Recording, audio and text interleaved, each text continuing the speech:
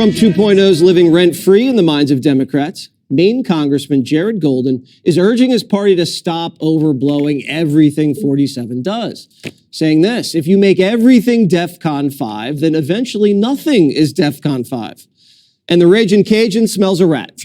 James Carville's wondering if there's a plant in the party, pushing them to back the dumbest ideas possible. Watch.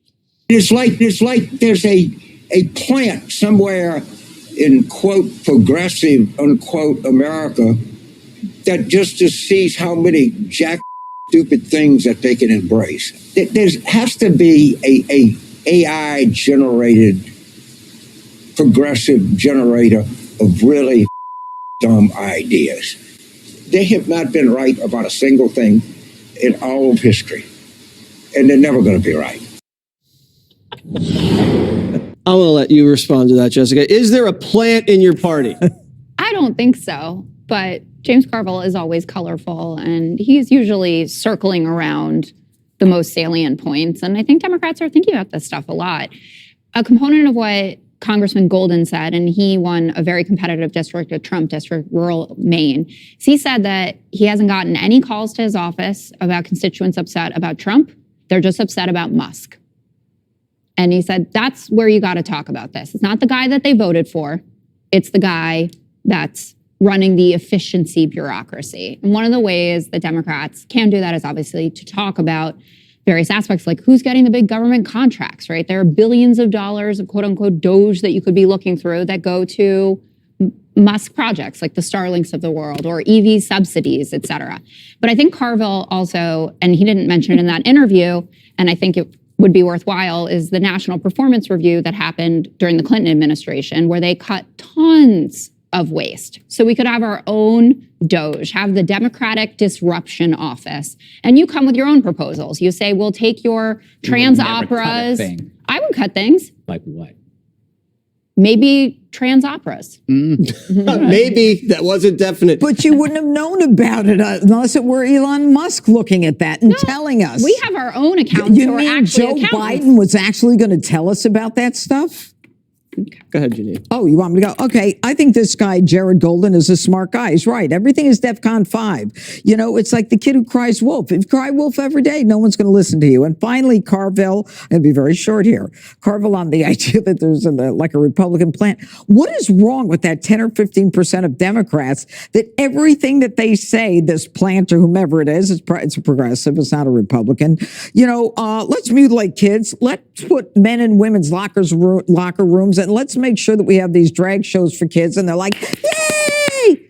It's their fault. It's stupid. And he's right. Dana, did I hear Jessica say that we should Doge electric car subsidies? No, I wrote down a welcome development is all of a sudden now the Democrats are against electric vehicle subsidies. I'm here for it. I've been against it from the beginning, and that's just great. Wow. No, I mean, I am here for that. Also, a little pet peeve, Congressman Golden. DEFCON 5 is actually the default for peacetime. Oh. DEFCON 1 is when it escalates. So that's just a little pet peeve. It's like when people say could care less instead of could not care less. Drives me a little nuts. I think that it's interesting that if you look at a Chris Murphy clip from the weekend, he said in 1 minute, constitutional crisis, worse than Watergate, and threat to our democracy. First of all, if you think that, what do you think Watergate was? And secondly, read the room. You had a president in Biden who tried to tweet a constitutional amendment. And everyone basically was like, wait, what are you doing, sir? They didn't say constitutional crisis. They're like, oh yeah, that's a great idea. They didn't even blink. They were like, it's just Biden being Biden. GG. You know, it's interesting. You know, the difference between Hunter Biden and other Democrats is Hunter did blow, the Dems did overblow. And the difference is blow can be fun, but there's nothing fun about overblow. No one wants to hang out with you. Nobody definitely wants to sleep with you. Performative outrage empties a room, and you can tell now that people don't want to be around you. Even the people you claim that you were defending don't want to be around you. A black guy will say, enough of the anti-white hysteria. My daughter dates a white guy. He seems like a good guy. Get away from me, you weirdo. The Democrats were always telling people that they were helping the poor, the needy. They were helping themselves and their rich donors. That's why USAID terrifies them. So Trump comes in and drinks their milkshake.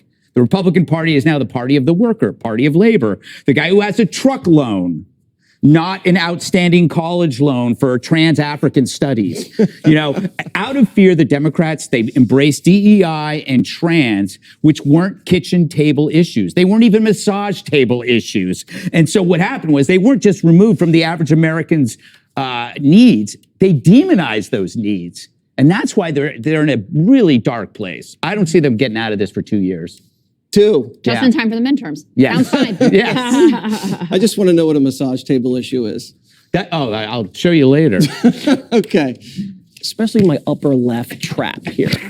Up next, President Trump gets ready to nuke the penny.